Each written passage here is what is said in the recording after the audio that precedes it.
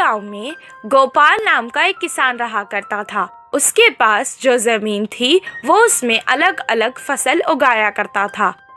उसके पास एक बैल थी जिससे वो खेत में हल चलाता था और बैलगाड़ी में कभी कभी बांध देता था। बैल सारा दिन काम करके थक जाता था। कभी कभी उसे अपने मालिक पर बहुत गुस्सा आता था, पर कुछ नहीं कर सकता था। वो सोचता था कि एक दिन उसका भी समय बदलेगा।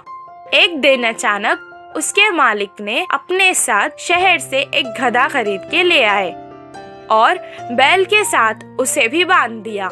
गधा बैल के साथ बात करके दोस्ती करना चाहता था। वो उससे कहने लगा, हमारे मालिक तुम्हें अच्छे से देखते हैं। गधे की बात सुनकर बैल दुखी हो गया और अपना सारा हाल सुनाने लगा। ये सुनकर गधे ने कहा, अगर तुम्हें काम से बचना है तो मैं एक उपाय देता हूँ। इसी बात का वो इंतजार कर रहा था कि कोई उसे काम से बचने का उपाय दे। तुम खाना पीना छोड़ दो और बीमार होने का नाटक करो। इससे मालिक तुम्हें कोई काम नहीं देंगे। गधे की सलाह सुनकर अगले दिन से वो बैल वैसे ही करने लगा। ना खा रहा था, ना पी रहा था, ना ही खड़ सकने का नाटक कर रहा था।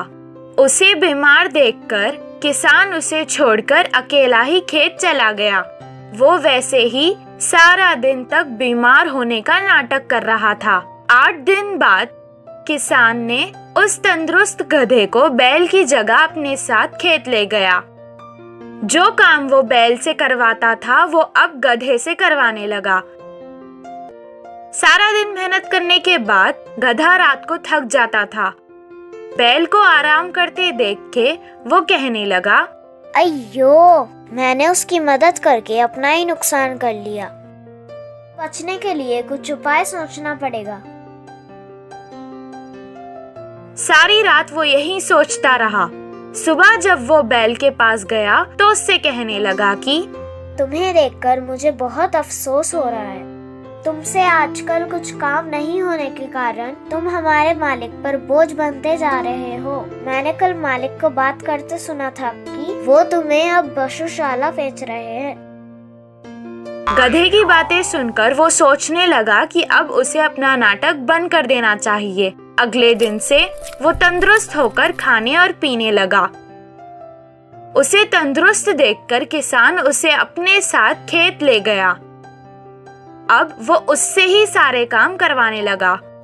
इससे गधे को आराम हो गया। इस कहानी से हमें ये शिक्षा मिलती है कि कभी कभी किसी को सलाह देने से भी हमें परेशानी हो सकती है।